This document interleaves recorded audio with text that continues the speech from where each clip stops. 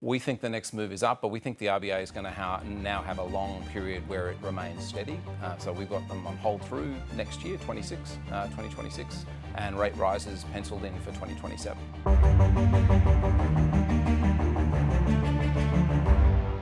Oh, I think they're firmly on hold tomorrow. I don't think they're going to be cutting interest rates or lifting them.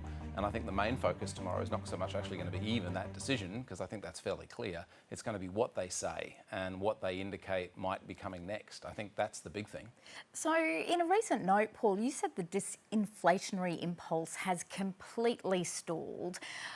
Do you think the RBA is going to have to significantly revise its forecasts? What will you be looking at in the commentary tomorrow? We certainly do look for a substantial revision to the RBA's forecast. I mean, I think the way to put it is last week's inflation print for the third quarter was a game changer. It really has changed the game, I think, for the RBA, and I think that's going to come through tomorrow.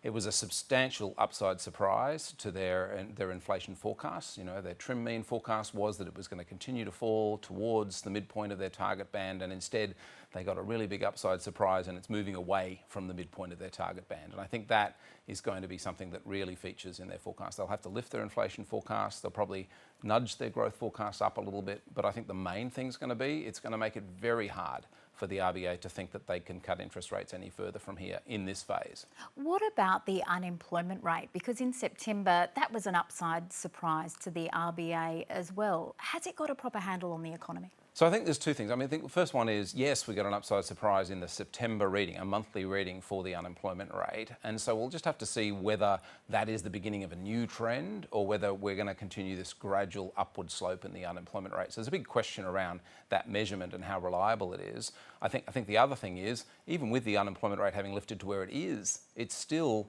at or slightly below, depending on whether you look at the month or the last quarter's readings, what the RBA would call full employment. So we are still fully employed.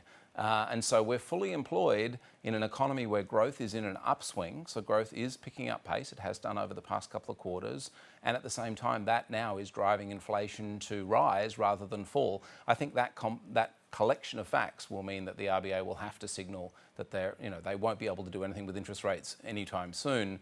So what does it mean for interest rates? If the RBA is on hold tomorrow, is the RBA going to cut again in this cycle, or is it done? Well, we don't think so. We think the RBA is probably done. We think that the RBA won't be able to cut interest rates further, that the economy is in an upswing, that inflation's now past its trough, and that the unemployment rate, yes, might drift a little higher, but we're still in an economy that's basically fully employed. So the next move is up.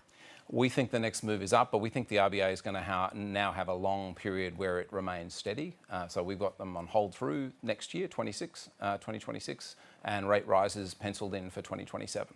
Paul Bloxham, thank you. Thank you.